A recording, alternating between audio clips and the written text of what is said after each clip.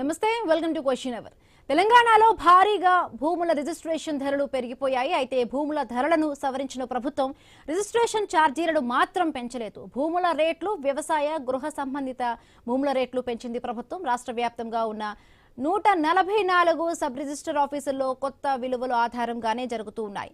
బహిరంగ మార్కెట్లో అధిక ధరలు ఉండి ప్రభుత్వ మార్కెట్ విలువ తక్కువగా ఉన్న చోట్లనే విలువలను పెంచింది. అలా రాష్ట్ర వ్యాప్తంగా సాగు భూములు, ఖాళీ స్థలాలకు మార్కెట్ విలువను 50 నుండి 100% పెంచారు. అపార్ట్మెంట్లకు మాత్రం స్వల్పంగా అంటే 10 నుంచి 20% పెంచారు. కొన్ని ప్రాంతాల్లో పాత విలువలనే ఉంచారు. పెరిగిన విలువలతో ప్రభుత్వానికి ఆదాయం పెరుగుతుందా? ఎలాంటి ప్రాంతాల్లో ఎక్కువగా పెరిగింది? నగరాలు, పట్టణాల్లో 100% పెరిగిందా? వ్యవసాయ భూముల విలువ కూడా భారీగా పెంచారా? అపార్ట్మెంట్ల జోలికి వెళ్లలేదా? అపార్ట్మెంట్ల ధరలను ఎందుకు సవరించలేదు? భారీగా పెరిగిన ఛార్జీలతో రిజిస్ట్రేషన్ ఆఫీసుల దగ్గర సందడి ఎలా ఉంది? కొత్త ఛార్జీలపై జనం ఏమంటున్నారు? జిల్లాల నుంచి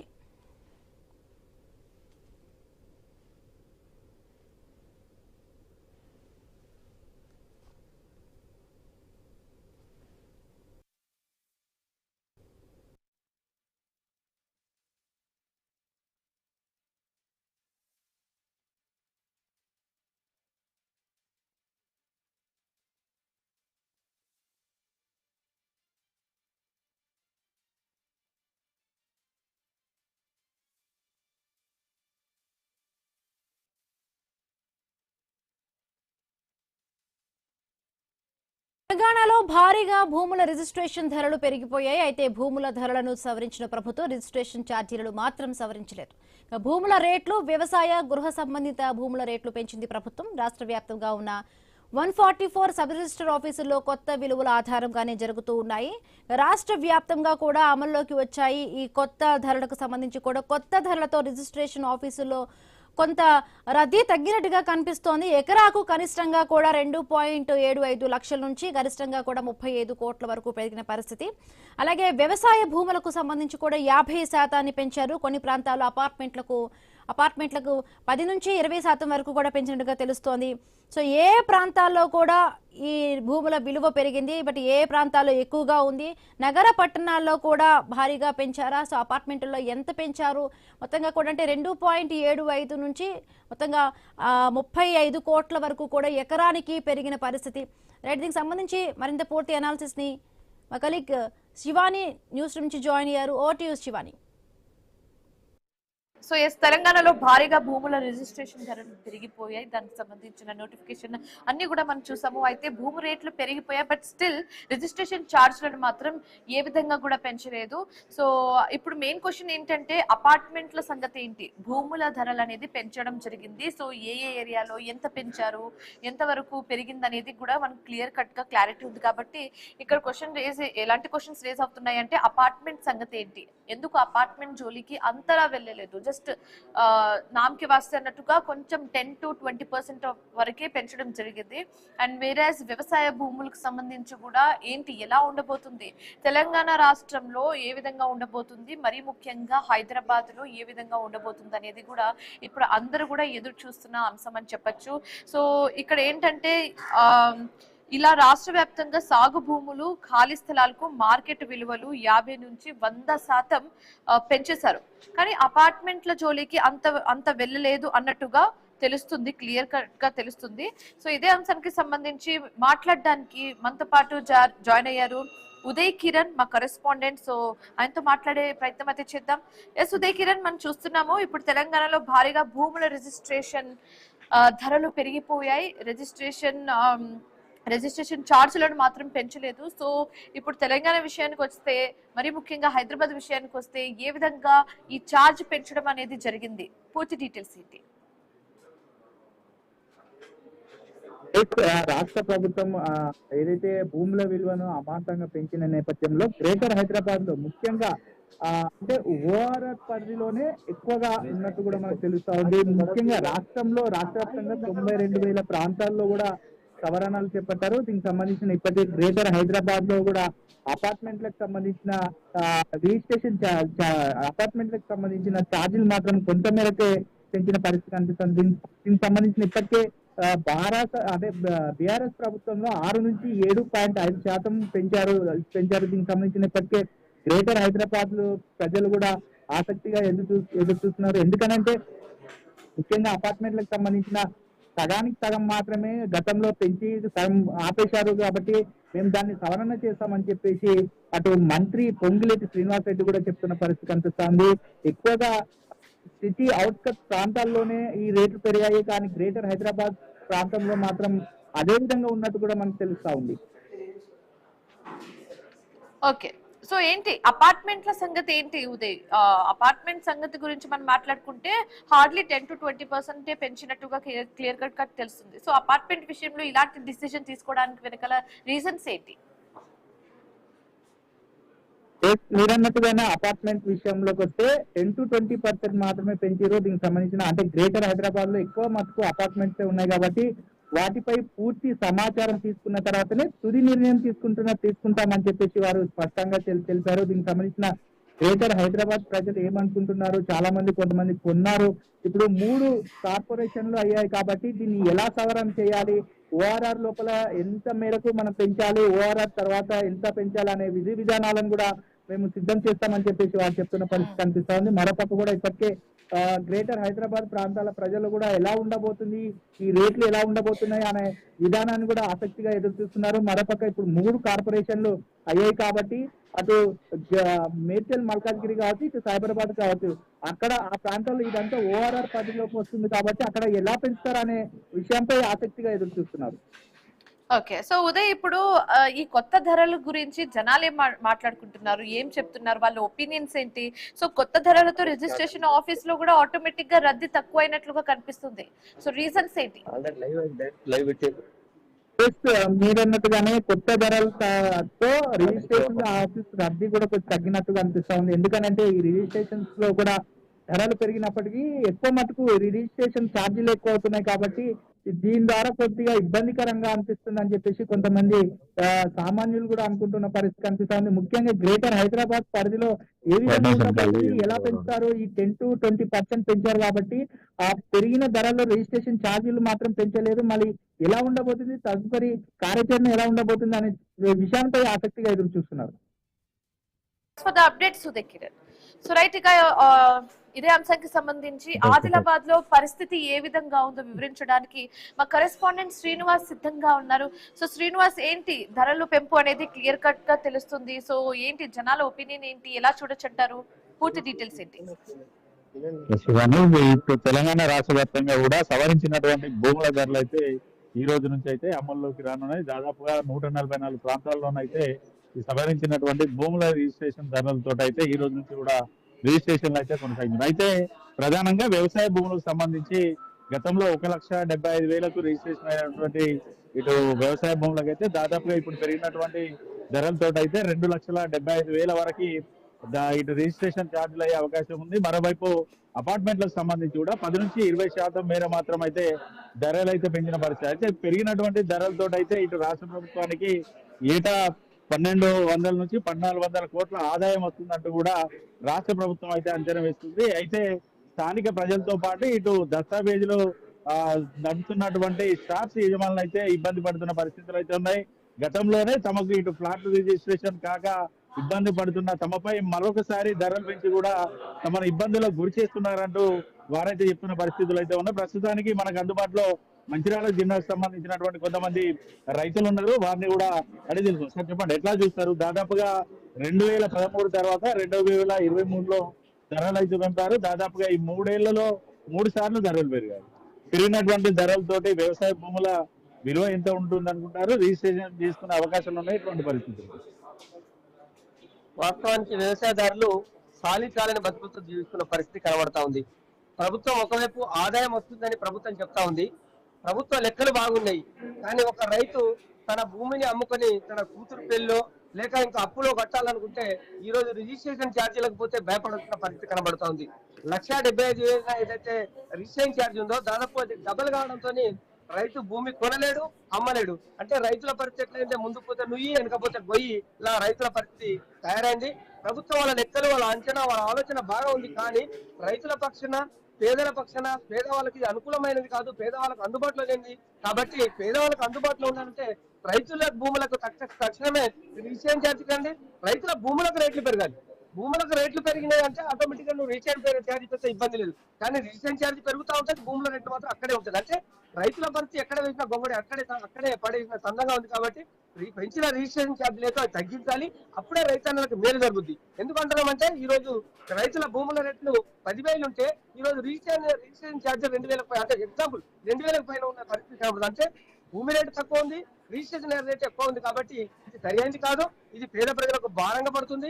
ప్రభుత్వానికి ఆదాయం రావచ్చు కానీ పేద ప్రజలకు మాత్రం భారంగా ఉంటుంది. కాబట్టి ఇట్లా పెంచిన రిజిస్ట్రేషన్ వల్ల ఇబ్బంది పడడం జరుగుతుంది కానీ వేరేది ఏమి లేదని మీకు ప్రభుత్వ మంత్రులేమో ప్రభుత్వ భూమి విలువ తక్కువ మొత్తంలో 10,000 ఉంటే మార్కెట్ విలువ ప్రకారం 40,000-50,000 ఉంది కాబట్టి వాటన్నిటిని తగ్గించడానికి ఈక్వల్ చేయడానికి మాత్రం ఇప్పుడు ధరలు పెంచామంటూ కూడా వారైతే చెప్తా ఉన్నారు. ఎట్లా చూస్తారు? వాస్తవం ఏంటంటే మార్కెట్ ప్రభుత్వ భూమి ప్రభుత్వ లెక్కల ప్రకారంగా 5,000 ఉంటే ప్రైవేట్ లెక్కల ప్రకారంగా 10,000 అమ్ముతున్న పరిస్థితి కనబడుతుంది. అది ఎక్కడ ఉంది? కొన్ని ప్రాంతాలకే పరిమితం ఉంది. దాన్ని దీన్ని బేరీజ్ చేసుకొని ఈరోజు రైతులను ముంచడం కాదు, దాన్ని దీన్ని బేరీజ్ చేసుకొని ఆ రేట్లు కూడా తగ్గించే బాధ్యత కూడా ప్రభుత్వం పైన ఉంది. ఇక్కడ రీసెంట్ చేసి ఛార్జీలు మీరు పెంచారు కాబట్టి అక్కడ కూడా మీరు పెంచడం పోతుంచండి, అక్కడ తగ్గించండి ఇక్కడ తగ్గించండి, అప్పుడు అందరికి ప్రజలకు అందుబాటులో ఉండే విధంగా ఉంటుంది. కాబట్టి అట్లా ఆ బేస్ లో ప్రభుత్వం సమాచార మంత్రులు ఆలోచించాల్సిన అవసరం ఉంది. కాబట్టి రేటు పెంచడం కాదు, రేటు తగ్గించండి, అదేవిధంగా రిజిస్ట్రేషన్ ఛార్జ్ కూడా తగ్గించండి, ప్రజలకు పబ్లిక్ కు పేదలకు అందుబాటులో ఉండే విధంగా ప్రభుత్వం చూడాలి. గతంలో పెరిగినటువంటి రేట్లతో దాదాపుగా అమ్మకాలు కొనుగోలు కూడా పూర్తి స్థాయిలో నిలిచిపోయిన పరిస్థితి ఉంది. మళ్ళీ ధరలు పెంచారు. ఎట్లా చూస్తారు? ప్రభుత్వాన్ని ఏం డిమాండ్ చేస్తాం? మేము గత 10 సంవత్సరాల నుంచి భూములు అమ్ముకొని పిల్లల పెళ్లిని చేయించుకుందాం, అప్పులు తీసుకుందాం, కష్టాలు పోతాయని అనేక సంవత్సరాల నుంచి ఎదురు చూస్తూ ఉంటే మొన్న రిజిస్ట్రేషన్ మొదలైనవి. రిజిస్ట్రేషన్ మొదలైన తర్వాత ఎంబడెంబడ రిజిస్ట్రేషన్ అంటే ఒక్క సంవత్సరంలో 2 నుంచి 3 దఫాలు రిజిస్ట్రేషన్ ఛార్జీలు పెరిగినాయి. అంటే మొన్నటి వరకేమో అప్పులు తెచ్చిన అప్పులకు వడ్డీలు పెరిగినాయి.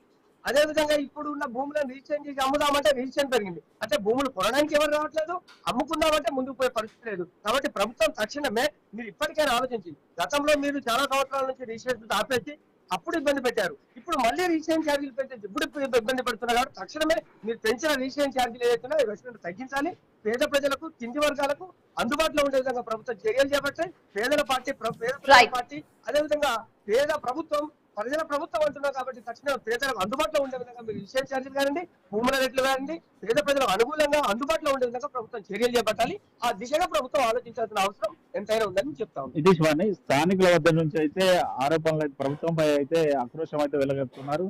ఖచ్చితంగా పెంచినటువంటి ధరను తగ్గించాలంటూ కూడా వారైతే డిమాండ్ చేస్తున్నారు. Right, thanks for the updates Srinivas. So ఇది ఆదిలాబాద్ లో ఉన్న సిచ్యువేషన్, ఇది రైతుల ఆవేదన అని చెప్పొచ్చు. సో రైతు కూడా ఇందాక మాట్లాడటం జరిగింది. Now moving on to Medak లో సిచ్యువేషన్ ఏ విధంగా ఉందో, అక్కడ ఉన్న భూమి రేట్లు ఏ విధంగా ఉందో, అక్కడ ఉన్న రైతులు లేకపోతే అక్కడ ఉన్న జనాల ఒపీనియన్ ఏంటో చెప్పడానికి వివరించడానికి మా కరెస్పాండెంట్ క్రాంతి సిద్ధంగా ఉన్నారు.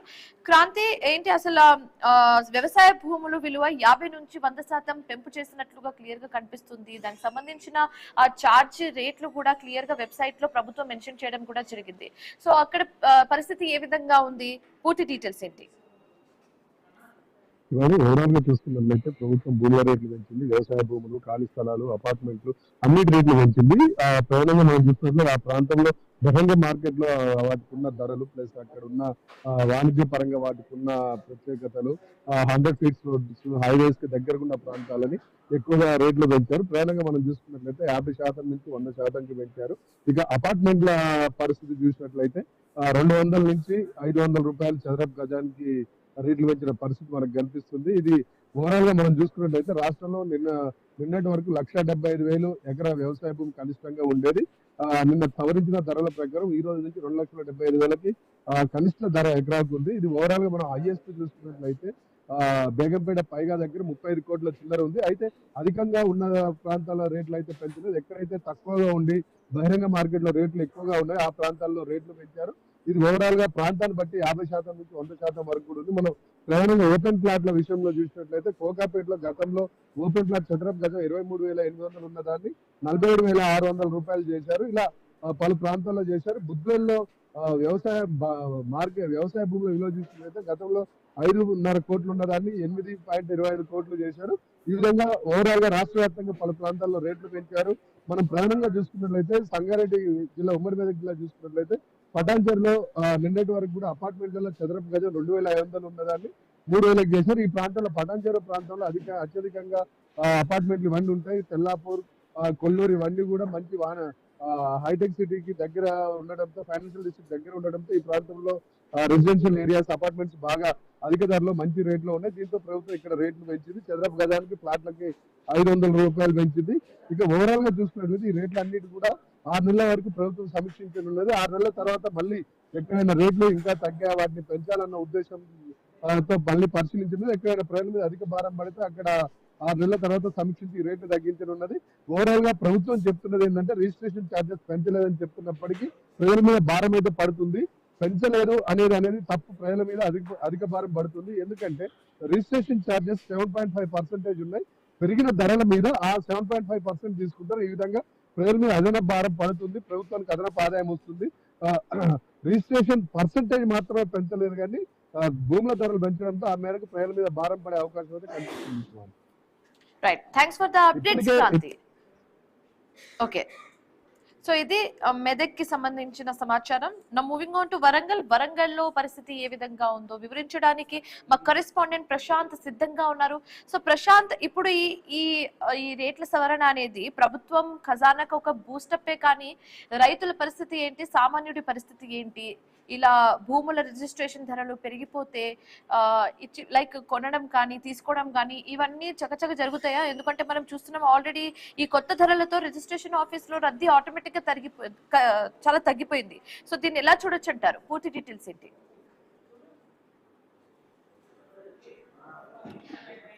రైట్ ప్రశాంత్.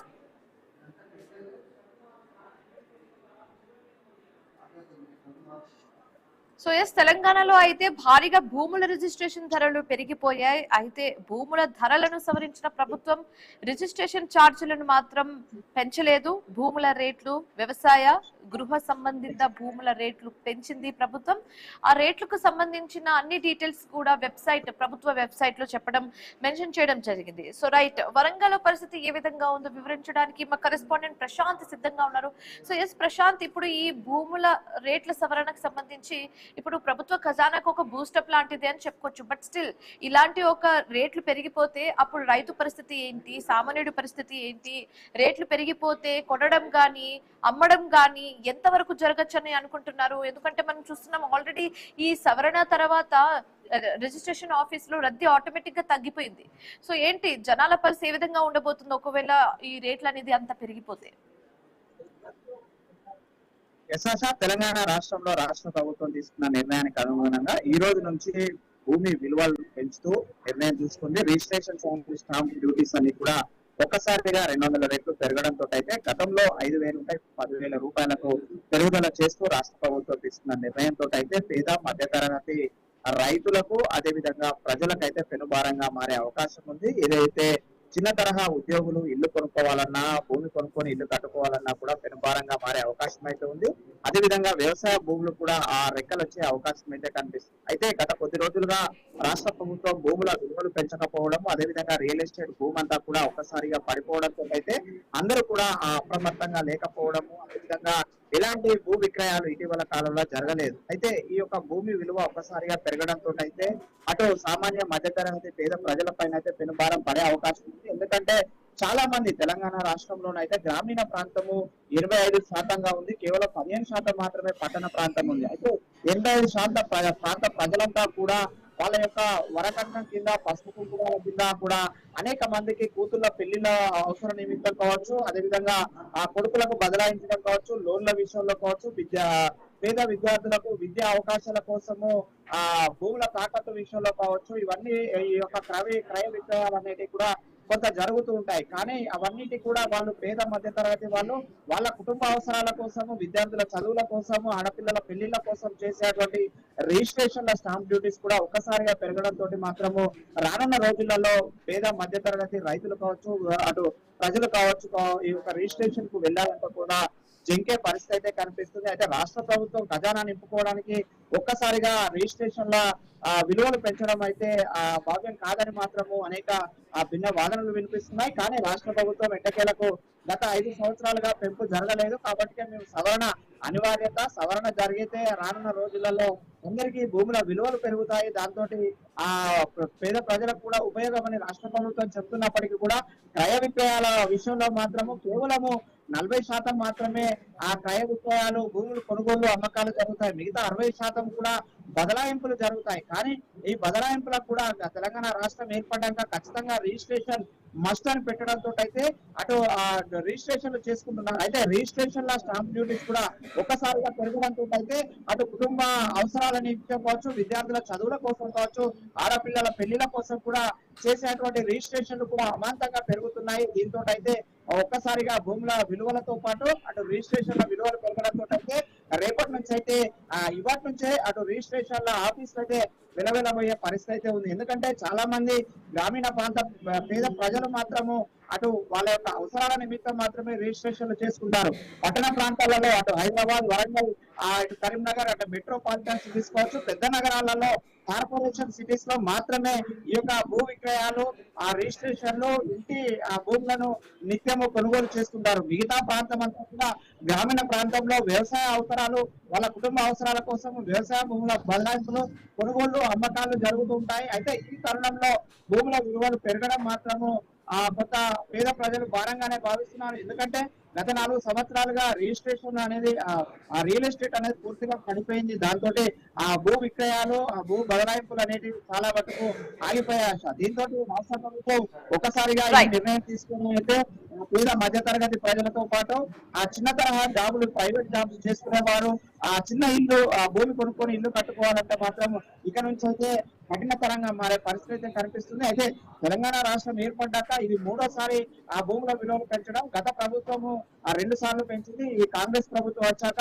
మొదటిసారి 2.5 సంవత్సరాల తర్వాత మొదటిసారి అయితే భూముల విలువలు పెంచుతుంది. అయితే పెరిగిన భూముల విలువల ప్రకారం అయితే పేద ప్రజల భూములకు రెక్కలు వస్తాయని ప్రభుత్వం చెప్తున్నా మాకు పెనుభారంగా మారుతుందని పేదలు చెప్తున్నారు. అసలు right, thanks for the updates Prashant. So ఇది వరంగల్ కి సంబంధించిన సమాచారం.